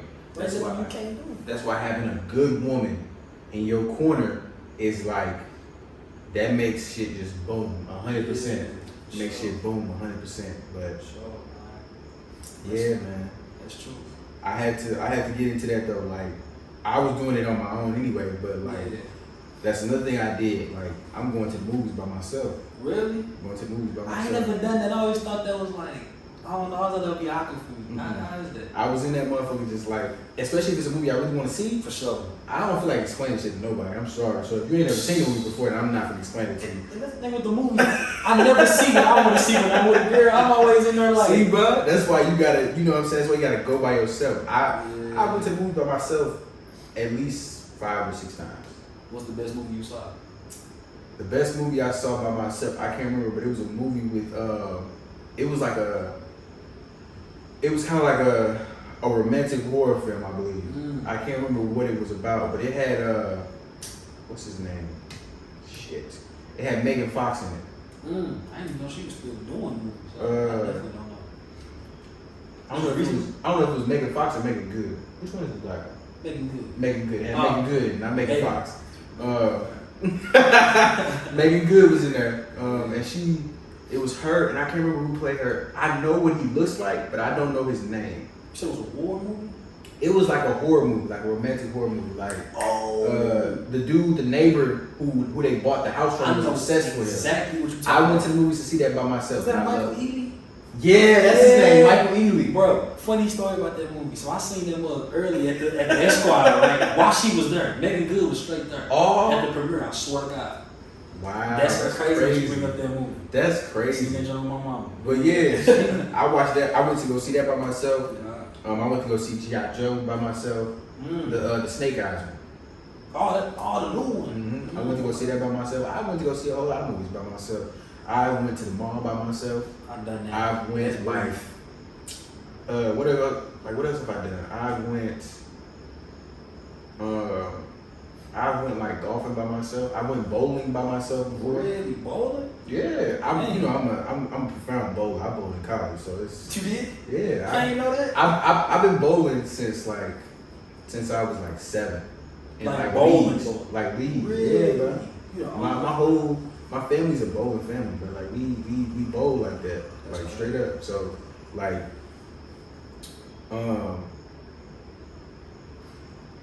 I was 7. I was bowling in the league. When I was in middle school, I was bowling in the league. When I got ready to go to high school, McClure North had a bowling team. Really? I was in 8th grade bowling on the bowling team for McClure North. Wow. Straight. I didn't even know that, bro. Yeah, And we was bro. cool. Yeah, bro. I was on like in the off season because it's in the winter time. Right. In the off season of football, I was doing that. Wow. Yeah, and then like I went through it all 4 years. I played football, I ran track, and I bowled for the McClure North. Wow. And then what's the name? Got to high school. Got to college. The college that I was at had a bowling team. Wow. They had just started it when I got there, and I had reached out to the coach, and he was like, "Come out." And we Dang. bowled on the team. I got the screenshot of the little Rossi picture What they had. straight was a Bro, I was in bowling? that mug, collar shirt and all, straight Wow. chilling. You feel me? Yeah. That's hard though. Yeah, That's but hard though. bowling in college was like a whole different level though. Like they really focus on like the real like schematics and measurements of like really hitting the pin and getting a strike every time. And I know how to do that, but it's like not to their standard. Yeah, they like, a different tier. with they it. want like he was trying to, you know how mugs get the ball to spin with one hand and stuff like that. He want me to hold 2 and throw it like that. I'm like, bro, that's gonna mess up my swag and that's gonna mess up my What you look throw. like? Nigga, I'm at the national game on TV. I'm throwing the ball like this. Look at dude. Look at dude. What? Viral. He gonna be on ESPN the next morning. Hey, you be on viral. Brandy Bowl. Heck no. Hey, that's funny though, but nah, that's Yeah. hard, bro. Bowling for sure. Bowling, yeah, bro.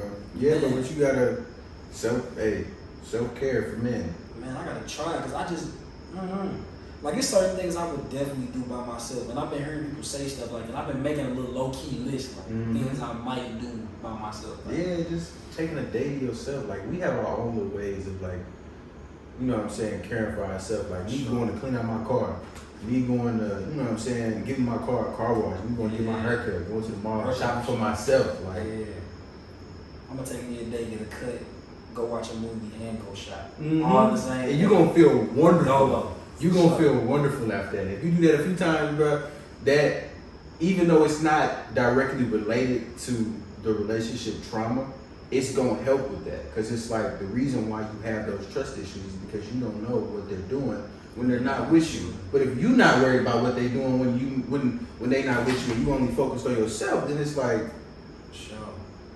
yeah, bro, but Dang. Alright, bro. hey, I'm telling you. Go ahead and I'm take this for telling the road. But yeah, man. Yeah.